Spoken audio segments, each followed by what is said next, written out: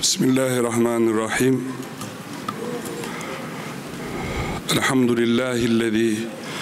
Elhamdülillahi vahde ve salatu ve selamu ala men la nebiyye ba'de. Elhamdülillahi vahde ve salatu ve selamu ala men la nebiyye ba'de. Ulemâ'enel efâdil, ihvânenel kirâm. أريد أن أتكلم باللغة التركية لأن يفهم كلامي أكثر الحاضرين في هذه القاعة.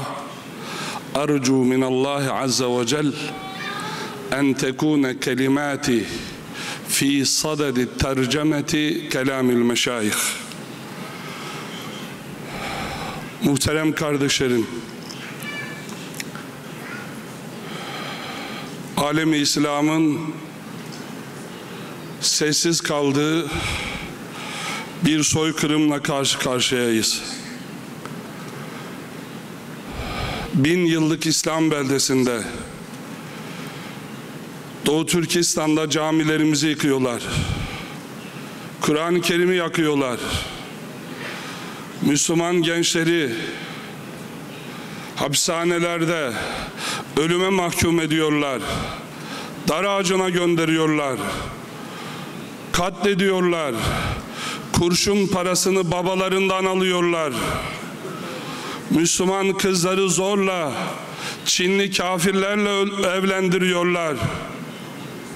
Çocuklarını öldürdüğü, eşlerini katlettiği Müslüman kadınların yatak odalarına Çinli kafirleri koyuyorlar.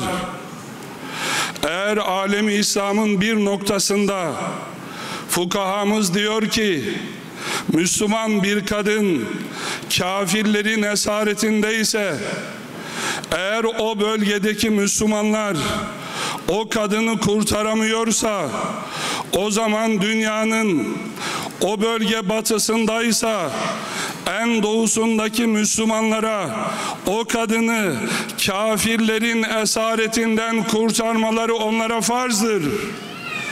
Bugün Doğu Türkistan'da Müslümanlar azınlık değil, Türkiye'nin 2 kat büyüklüğündeki bir coğrafya, 1000 yıldır Allahu Ekber diyerek küffarın en büyüğüne karşı direnen, ulemasıyla direnen, İslam devletiyle direnen bir milletin izzeti için, şerefi için, yeniden tarihine dönmesi için buradayız. Allah'ın inayetiyle kardeşlerim, Müslümanlar kaybettikleri bütün cephelere döndüler. Yeniden dönecekler. Yeniden Urumçi'de, yeniden Kaşgar'da, yeniden Hoten'de camiler Müslümanlarla dolacak. Yeniden sokaklarda Müslümanların kadınları çarşaflarıyla dolaşacak. Yeniden minarelerde Allahu Ekber diyecekler. Kardeşlerim, Kasas suresinin başından size ayetler okuyacağım. Hocalarımız, alimler var, fazla vaktinizi almayacağım. Ama bu ayet-i kerimeler bize Doğu Türkistan'daki o mücadeleyi anlatıyor.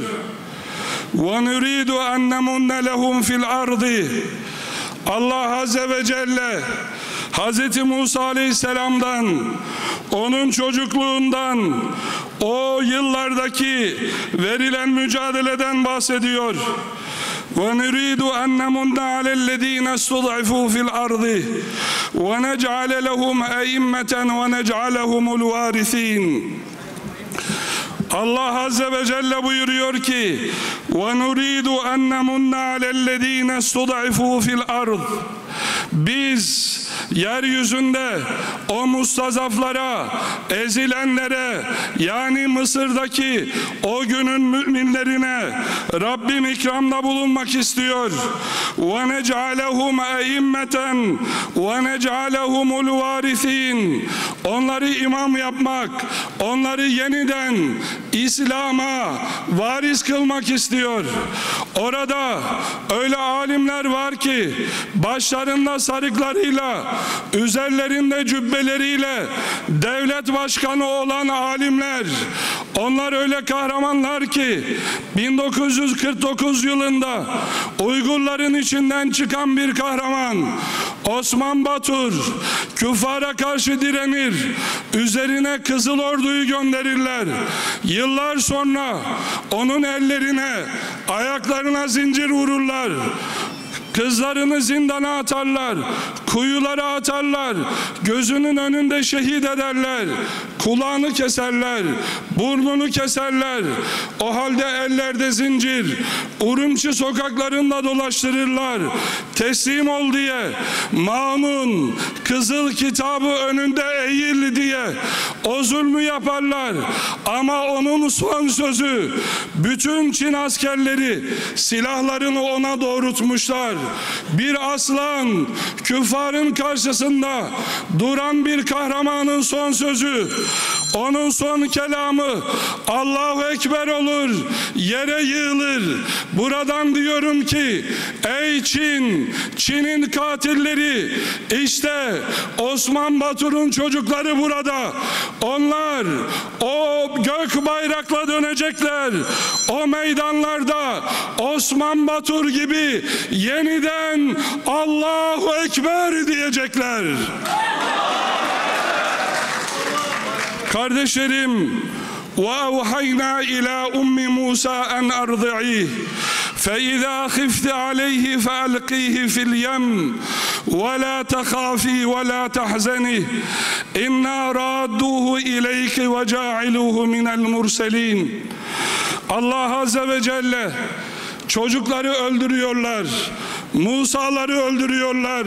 Şimdi Türkistan'da Musa'ları öldürüyorlar, babalarını katlediyorlar, evden anneden yavruyu alıyorlar.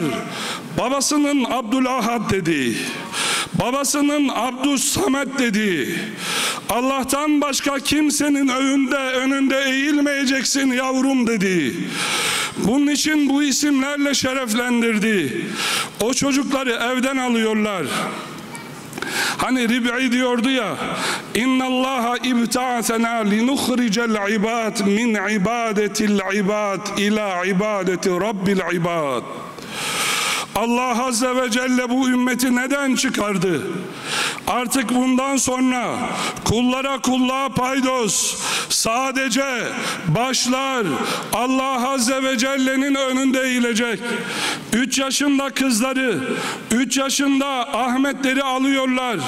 Yetimhanelerde Maun'un kızıl kitabına göre yetiştiriyorlar.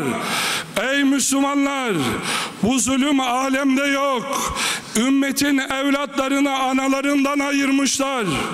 Onları Hazreti Kur'an'dan koparmışlar. Allah düşmanı Maun'un kızıl kitabıyla yetiştiriyorlar. Ama Rabbim buyuruyor ki وَاَوْحَيْنَا اِلَى اُمِّ مُوسَى اَنْ اَرْضِعِيهِ. Musa'nın annesine اَوْحَيْنَا elhamna, ona ilham ettik. Anneler çocukları emzirir.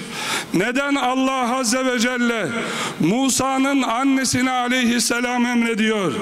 Yani eğer o çocuk senden o sütü alırsa sonra o hakikate ihanet etmeyecek. O çocuklar o ismi duydular. Hazreti Muhammed Aleyhisselam'ın adını duydular. Onlar Kur'an-ı Kerim'i gördüler. O ayetleri, Kur'an-ı Hakim okumak yasak. Evleri mağara yapmışlar. Evlerin altında çukurlar var, bölümler var.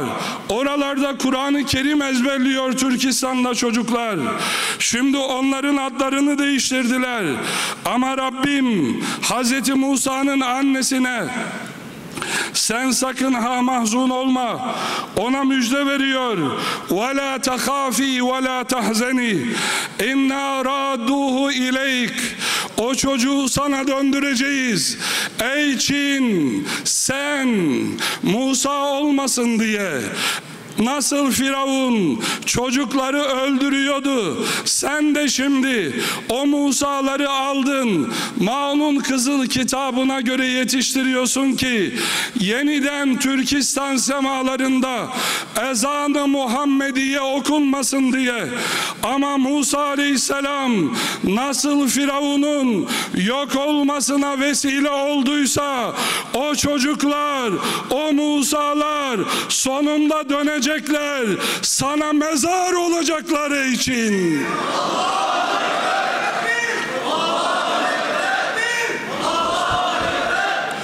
Ve asbaha fuadu ummi Musa fariga. Musa'nın annesinin yüreği yanıyor.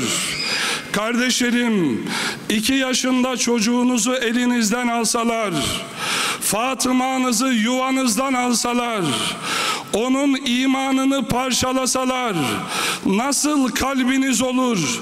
Hangi kalp buna dayanır? Hangi yürek buna dayanır? Ama Rabbim ve harramna aleyhil maradi'a min kablu buyuruyor. Biz o sütleri, o anaların yüreklerini o Musa'ya haram kıldık. Kadınlar geldiler, Musa'ya sütlerini verecekler. Ama Rabbim o çocuğu o anneye döndürecek. Şimdi yetimhanelerde o Abdülahadlere, Abdüssametlere bu çağın haram sütü, ideolojisi, sosyalizmayı, komünizmayı, Maun'un Kızıl Kitabını onu veriyorlar. Ama Rabbim buyuruyor ki ey Müslümanlar, ey 2 milyar alemi İslam, siz Çin mallarını kullanmaya devam edin. Siz sessiz kalın. Gazze'ye sessiz kalın. Şam'a sessiz kalın.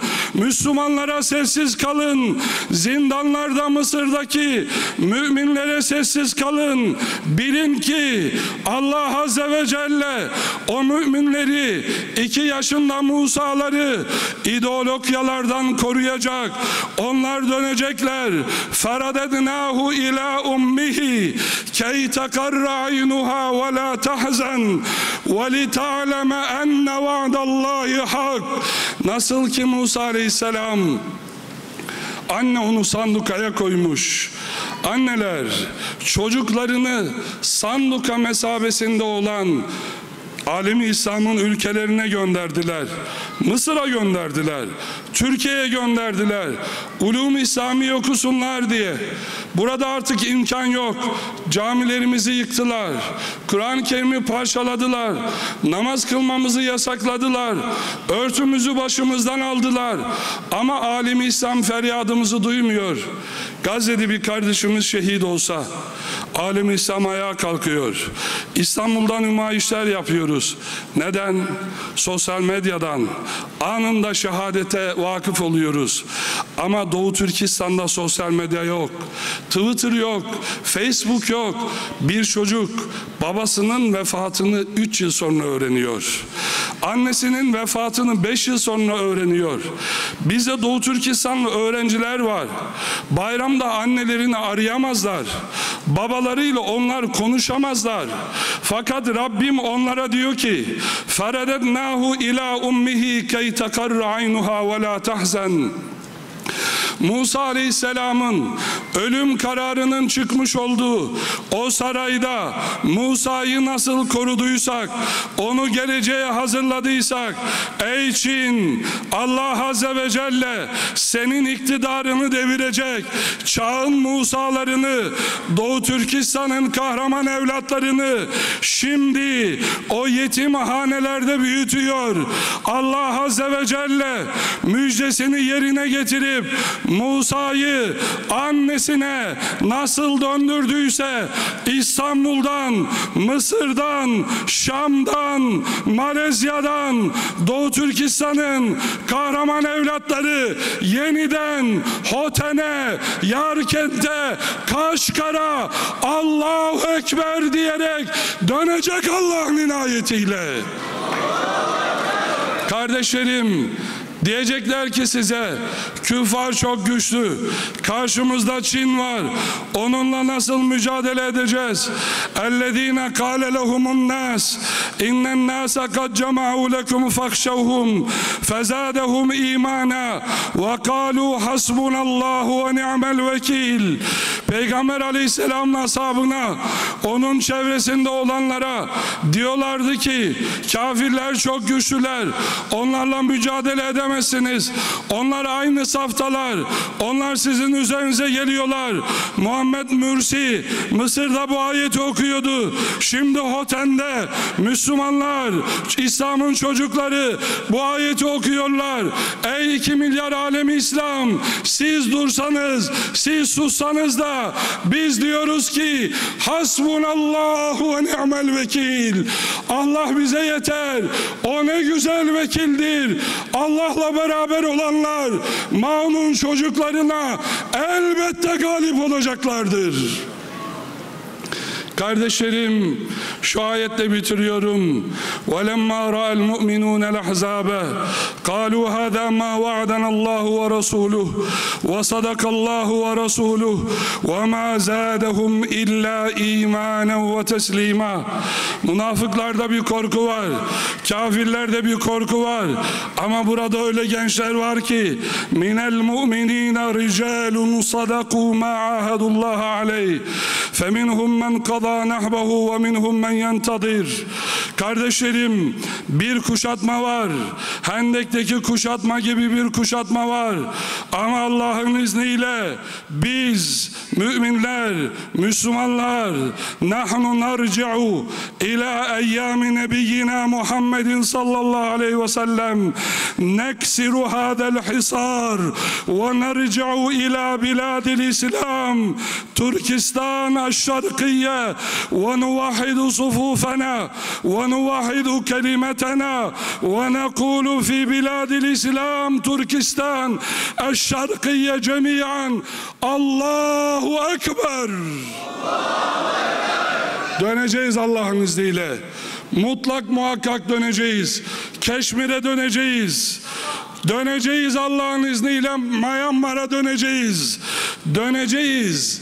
Ecdadımız nerede kanını döktüyse, nerede onların teri döküldüyse, Müslümanlar mutlaka esaret altındaki beldelere dönecek.